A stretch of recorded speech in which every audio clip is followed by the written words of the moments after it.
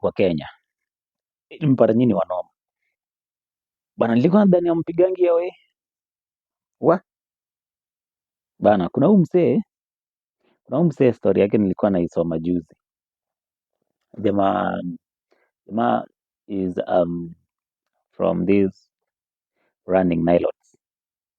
Jamaa alitoka Kenya akaenda Saudi Arabia kutafuta kazi, akapata kazi ya security. So huyu msee vile alifika huko, the guy in Kenya is married. He has a wife and kids. So I think alikuwa anatafuta tu greener pastures. So akaenda Saudi Arabia. So huko Saudi Arabia akapata kazi ya security.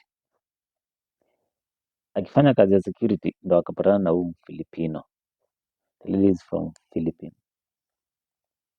Jamaa akaanza kupiga kitu, kutoa dry spell. Huko hakuna baridi, so siwezi ekelea baridi. Alikuwa anatoa baridi, hakuna. Huko hakuna baridi. The place is very very very hot. Very warm temperatures. So ni hot temperatures actually. So jamaa si alipiga huyu dembo. Bana, mimi sijaona mkale amezalisha ati Filipino. Sasa hiyo combination kwanza ni gani? Huyu mtoto atakuwa anajiita Filipino mkale. Nimesikia the guy's name is Kipto, and the child, it was Zuri, I think Zuri Chebet. But nilikuwa naangalia hizi videos ba. Nilikuwa naangalia videos nacheka. Ndio hiyo. Hata wanafanana. Kwa hiyo huyu ni Mkenya huyu. This guy hii alipiga. Acha nione video ingine, alafu niangalie sasa comments za Wakenya. Nione, god damn it. So singepata video from the mother of the kid, so nili add to screen record. Ndio hii.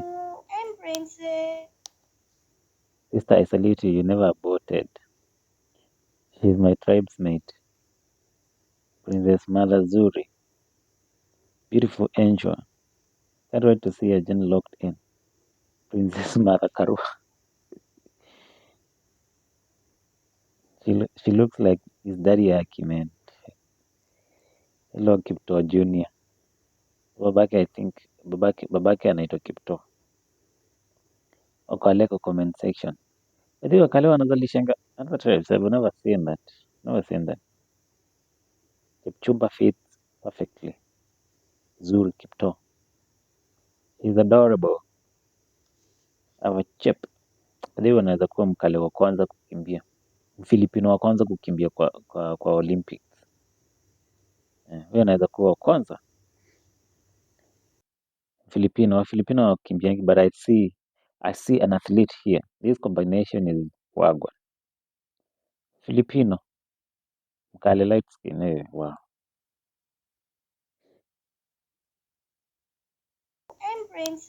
Name is the word Chipchumba. You see?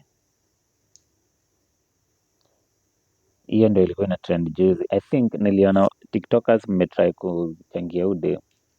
Sio mnamchangia kuja Kenya ama mnachangia aende wapi? I don't know. But msee aliruka ball na ako Kenya. So after sasa I realize who dem ako na ball. Friendly, the guy ran. He terminated the contract from Saudi Arabia. Akaingia Kenya. Akaachiwa Filipino na ball. So it took a while. I think alichangiwa na association za wa Filipinos zinazokwanga Saudi Arabia. So akapelekwa home kwao Philippines. Akazaa.